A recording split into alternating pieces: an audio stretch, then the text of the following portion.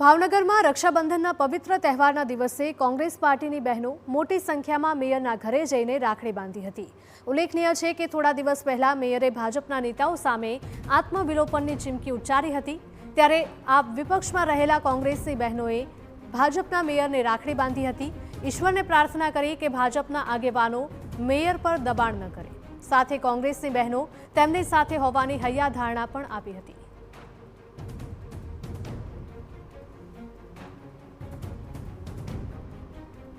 તો ભાવનગરમાં રક્ષાબંધનના પવિત્ર તહેવારના દિવસે કોંગ્રેસ પાર્ટીની બહેનો મોટી સંખ્યામાં મેયરના ઘરે જઈને પહોંચી હતી અને રાખડી બાંધી હતી। સંવાદદાતા અજીત જોડાયા છે। અજીત, જણાવશો કે મેયરના ઘરે મોટી સંખ્યામાં કોંગ્રેસની જે બહેનો છે તે મોટી સંખ્યામાં પહોંચી હતી અને મેયરને રાખડી પણ બાંધી હતી।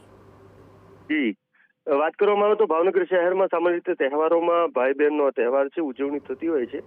પરંતુ આ પાર્ટીની રીતે પોલિટિકલ રીતે એંગલથી પણ આજે તહેવારની ઉજવણી થઈ છે, જેના ભાગ સ્વરૂપે ભાવનગરના મેયર છે ભરતભાઈ બારડ, થોડા દિવસો પહેલાની વાત છે કે ભરતભાઈએ સોશિયલ મીડિયા ઉપર એક પોસ્ટ કરી હતી ને તેમાં તેમના જે સંગઠન કે અન્ય કોઈ જે ભારતીય જનતા પાર્ટીના આગેવાનો હોદ્દેદારો છે તેમને પ્રેશર હોવાને લઈને એમણે એવું લખ્યું હતું કે મને જો કોઈ પણ પ્રકારનું વધારે દબાણ કરવામાં આવશે તો હું આત્મવિલોપન કરીશ।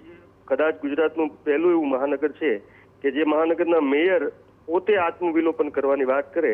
આ ઘટનાના ખૂબ મોટા પ્રત્યાઘાતો પડ્યા હતા। જ્યારે આજે રક્ષાબંધનનો તહેવાર છે ત્યારે કોંગ્રેસ પાર્ટીની જે બહેનો છે તે બહેનો મોટી સંખ્યામાં પહોંચી હતી તેમના ઘરે અને ભરતભાઈ બારડના રક્ષા માટે રાખડી બાંધી હતી અને તેમણે ભારતીય જનતા પાર્ટીના કોઈ વ્યક્તિથી તમને નહીં દબાવવામાં આવે અને દબાવવામાં આવશે તો અમે તમારી સાથે છીએ તેવી હૈયાધારણા આપી હતી અને તેમને આવો વિચાર ન આવે ક્યારેય તેવી પ્રભુ પાસે પ્રાર્થના કરી હતી તેવું। અને મેયરે પોતે જે બહેનો આવી હતી રાખડીઓ લઈને આવી હતી એટલે એમણે તેમને રાખડી બાંધવા પણ દીધી હતી। પરંતુ આ ક્યાંક ને ક્યાંક રાજકીય સમયનો ફાયદો લેવા માટે, લોકોનું ધ્યાન ખેંચવા માટે એક પ્રયત્ન થયો હતો, પણ પ્રયત્ન થયો તેની પાછળના કારણો પણ ભારતીય જનતા પાર્ટીના આગેવાનો જવાબદાર છે અને કોંગ્રેસે તકનો લાભ લીધો છે।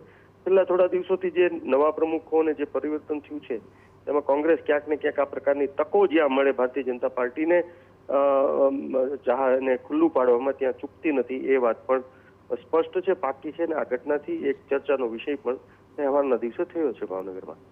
જી અજીત, માહિતી બદલ આપનો આભાર।